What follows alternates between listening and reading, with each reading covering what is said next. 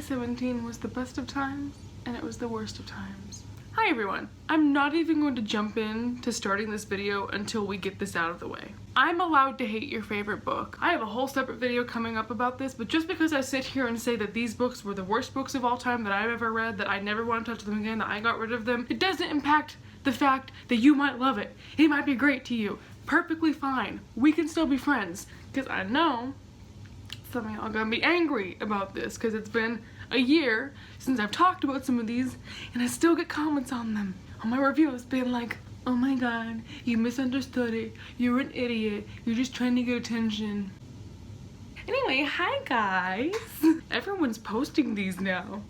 I can't remember if I've done a worst books video before, but 2018 was the year of reading really bad poetry, really bad new adult books, and a couple of things that I had an unpopular opinion about, so let's just hop right in. I'm gonna start off with the obvious that if you follow me on Twitter or Goodreads, you have heard about.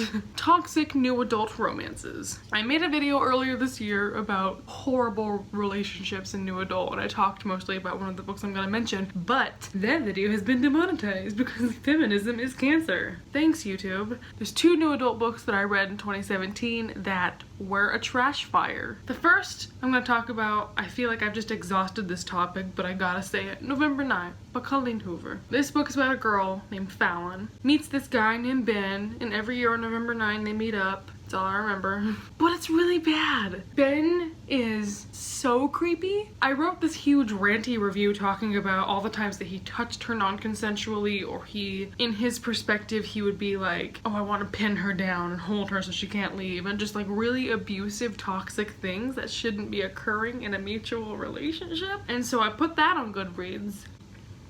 A lot of people took that really well. I could sit here and list every scene that was problematic, but I'll just link my review down below. Check it out. That book was horrible. And another new adult book I read this year, which was horrible, was The Deal by Ellie Kennedy? I forgot. I don't know. On Twitter, after reading so many bad new adult books, I was like, hey, give me some recommendation for feminist books. This was one of the main cited ones. It's the who thought this was I'm not trying to call people out that recommended this to me. If you recommended it to me, thank you for your time, but I didn't like it. It's the same premise where like, the guy was just so controlled. Like in this book, he asks her out every day for like a month and she's like, no, and he's like, you're joking. It's just so creepy and gross, and I feel like new adult authors just try and make their male characters so funny and relatable. They're fun and they're sarcastic and they're bad boys, but like it always just comes off as they're being really rude, really intrusive, really creepy, really abusive. Like, no. Bottom line, I'm just gonna have to keep rereading Easy by Tamara Weber until I die, because that's the only non-problematic new adult book I've ever read. I'm gonna mention two things I had to read for class, but they're like popular things, so it might have sucked because I read it for class, it might have sucked because I hated it, but who knows. First of all, the Lord of the Rings trilogy, Tolkien was tripping when he wrote these because they are boring. We had to read all three books. I listened to one of them and then the rest of it I was like, I don't care. I think it's one of those things where you gotta watch the movie and you gotta know who everyone is before you go into it, but I seriously was so bored. I just sat there in class discussions on my DS like, yep, Legolas, the people made out of trees, that sounds real interesting. It was boring, it was weird, it was creepy. So yeah, was not a fun time. The next book that I think is majorly overhyped and that I had big problems with was Carry On by Rainbow Rowell. I'm not mad about this book. This book wasn't problematic and it wasn't horrible, but it just isn't good. People were like, oh my gosh, the relationship between Simon and Baz is so good. Okay, first of all, here's my biggest problem with this book. We'll get to that in a second. This is like a Harry Potter ripoff. That's not the part I'm mad about, but this is like the final book in the series. So we're just like thrust into this story about this character who has slain a dragon. Now he's gonna die. He and Baz have been fighting for 7 years and we're just put there like, all right, let's go. I'm like, excuse me?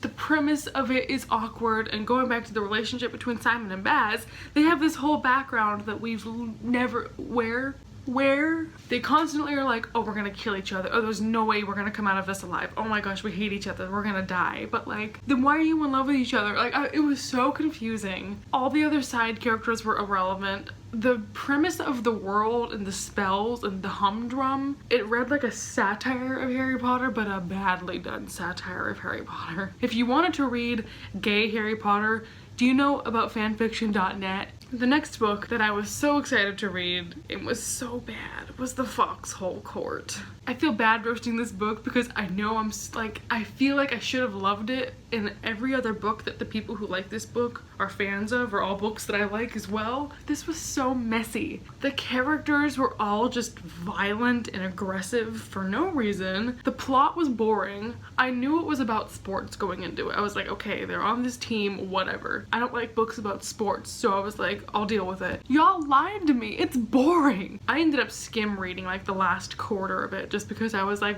where does the good start happening? When do they stop beating each other up for no reason? I don't know. Usually whenever I read a book that's problematic like that, like Captive Prince book 1 is a trash fire mess, but the characters intrigued me, so I kept reading. It was just aggravating, and I was even more so aggravated by the fact that I knew I wanted to love it and I didn't, so it just was a huge letdown. The next book is also a hotly debated topic, The Bronze Horseman by Simmons.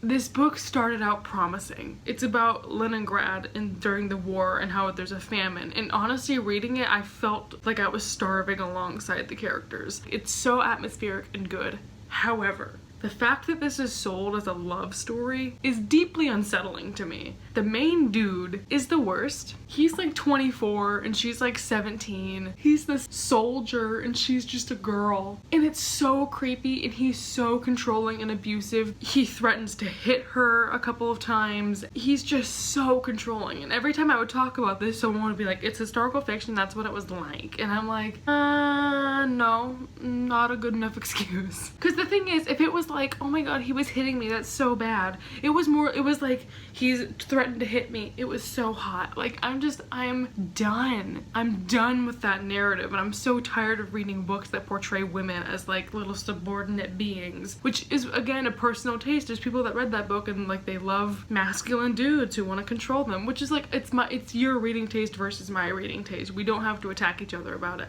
I say it's trash. Someone's trash is another person's treasure, whatever. So you can enjoy the book. You can just enjoy it over there, because I don't want to talk about it. I don't want to revisit it. I already got rid of it. It was so bad. And it's like an 800-page book. It was the longest book I read in 2017, and I did not like it. So more books that I read for class. I took a Shakespeare class last semester. It was bad. It was rough. We read a couple plays that I liked. We read Hamlet.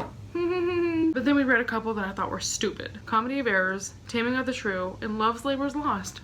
Boring, problematic, boring. I'm not going to focus on them because Shakespeare, but was not a fun time. Lastly, I read a lot of really bad poetry in 2017. I'm a fan of modern poetry, so I'm not going to sit here and be condescending and be like, I don't like poetry like Milk and Honey, which is ironic because I didn't like Milk and Honey. But first of all, there's this collection that's super popular on Amazon, so I picked it up. It's called I Wrote This For You, mediocre.com/ew. Everything about this just reeked of cliches.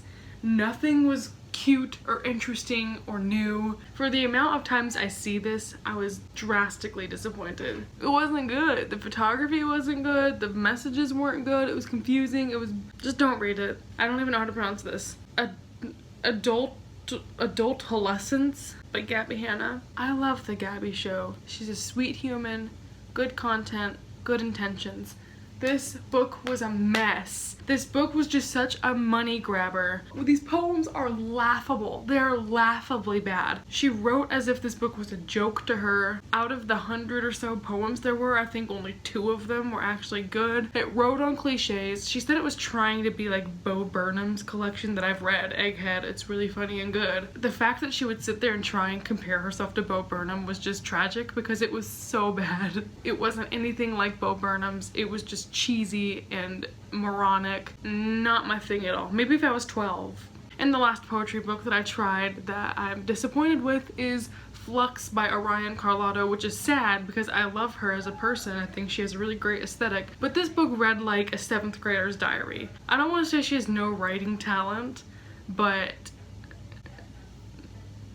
it just read like sentences, didn't even keep me engaged, and compared to other books that I've read that talk about the same concepts of love and heartbreak, it does not compare. The only good thing about it was the art, but she wasn't even the artist. I read a lot of mediocre books in 2017, but I feel like we don't need to mention them, so let's just rest here and say that these were the ones that just made me pull my hair out. I feel like I went into this video trying to be respectful, and now that I'm at the end of it, I was like, that wasn't that respectful. Just to reiterate, feel free to love these books. I don't think less of you. Let me know what the worst books of 2017 were for you, or if you hated any of these books like I did. Thank you everyone for watching. I'm gonna crawl in bed and take me a good ass nap, because I feel like I deserve it after the anger in this video. Bye!